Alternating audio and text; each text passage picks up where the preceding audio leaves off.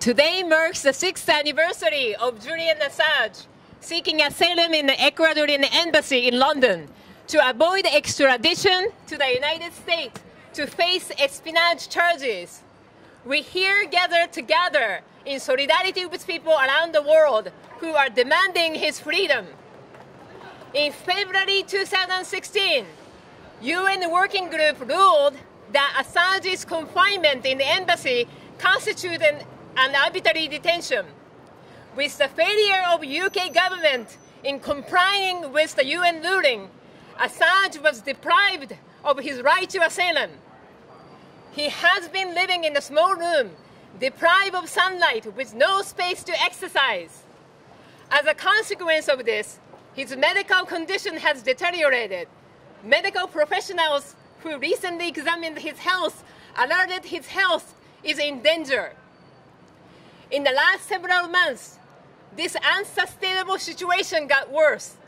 In March 28, pressured by the US State Department, Ecuador has cut his communications with the outside world from the London embassy. For more than 2 months, Assange has been denied access to the internet, prohibited from having visitors and communicating with the press. Julian Assange is a political refugee seeking shelter from the risk of political prosecution.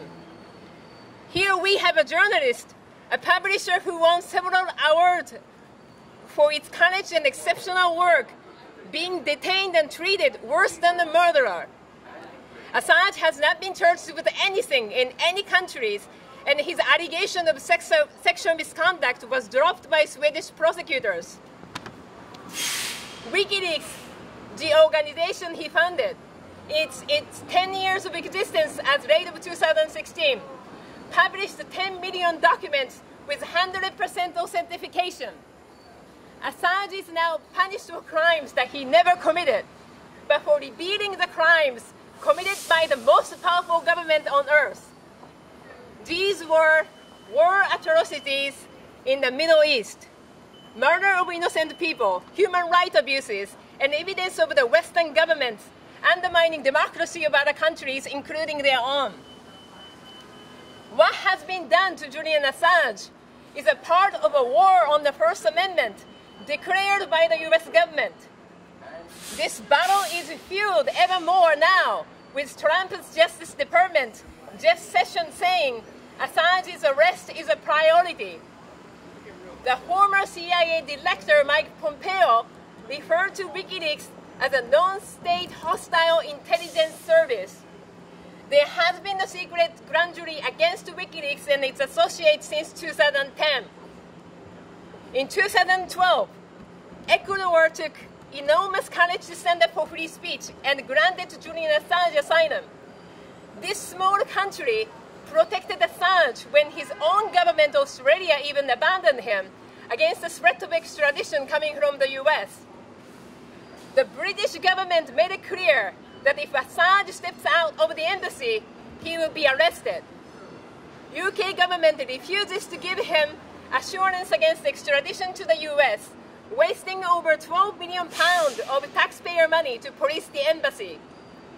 By not standing up against the United States, the UK government has been complicit in this war against free speech, principles of democracy, and the rule of law. We here request the UK government to ensure Julian Assange's safe passage to Ecuador or Australia. We here demand the UK government to honor Assange's right to asylum, uphold UN rulings, and act to change the situation immediately. This injustice and war on free speech will end now if we truly want it. Free Julian Assange. Woo! Woo! Free Julian Assange. We can do it. It's essential for democracy. I mean, you just need to look up the proper Jefferson quote, right? I mean, this is the burden of a democracy. And I mean, my pet peeves are that we have no fourth estate remaining, and that patriotism is now saluting the flag at all costs, and that is not the point. The flag is a wonderful thing, but for democracy, you have to hold the leaders accountable, and we don't. So just saluting the flag does not make you a patriot. If the Fourth Estate did its job, people would be overwhelmed by what they read. I mean, this democracy was based not just on the 3 tiers of government, but the Fourth Estate to keep them honest.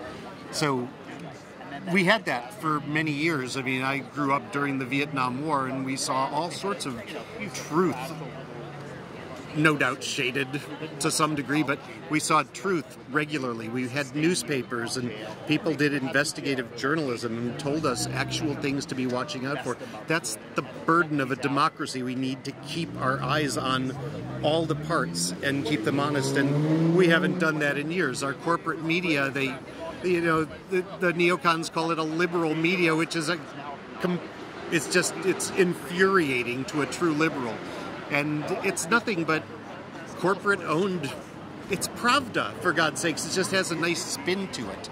And if the Fourth Estate did its job, people would just be in shock. They would be unable to believe what they read.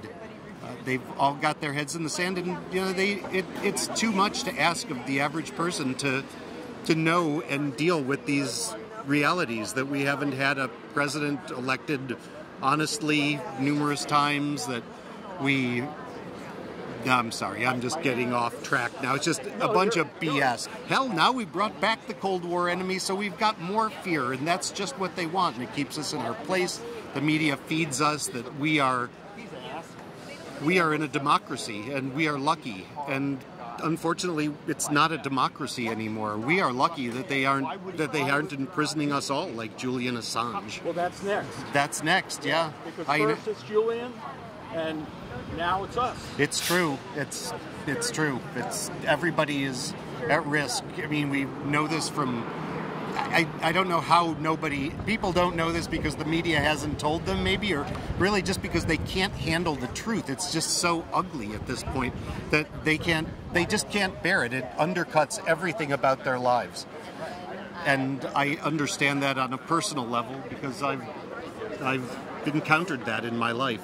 Just that the statement that people couldn't handle the truth if the media did its job is that is a great example. I mean, if people realized how global this issue is and how little each country is individual, and if they knew who was really in charge, I don't know what they do. I mean, I don't believe it's a last stand ever. I guess that's probably because I have kids who are I have kids. They're 21 and 25 this year, and I've been saying for decades now that young people need to do what happened in during the 60s. Young people need to get together and demand change. People will come out, but there's only so much 60-year-olds can do. It's tough to sleep on concrete at this age. So I showed up today because in my lifetime, when I was a little kid, I remember people getting Pulitzer Prizes for doing what Julian Assange is essentially imprisoned for doing today. Telling the truth about things that the government's done that aren't that good. And I think it's a critical part of democracy that citizenry have the press be able to tell the truth about things that the government's doing. It's pretty simple. So in the situation that we're in right now with Julian being silenced, what do you think the implications of that are? Well, fortunately, he has been silenced for a while now, but I think it's horrific. I mean, like, what are the implications of journalists knowing that they will be imprisoned and silenced for telling the truth about bad things the government does? Like, it doesn't take much of an imagination to see that. I mean, well, let's just put it this way: in high school, I was forced to read books about that subject, right? Like, it sounds very 1984 to me. So where do you think this is going? Hold on for a second. Okay, where do you think it's going? Well, I hope it's headed toward his freedom and being, a hero that he should be. I mean, if he should get a Pulitzer Prize for the good work that he's done. He's produced, hundreds of thousands of documents that are absolutely true, that cover a wide range of political spectrum, a large number of political entities, and he's, you know, perhaps the first apolitical worldwide political reporter. You know, he's just telling the truth about what governments are doing to the citizenry today, and at least in the country I was raised in, that was legal.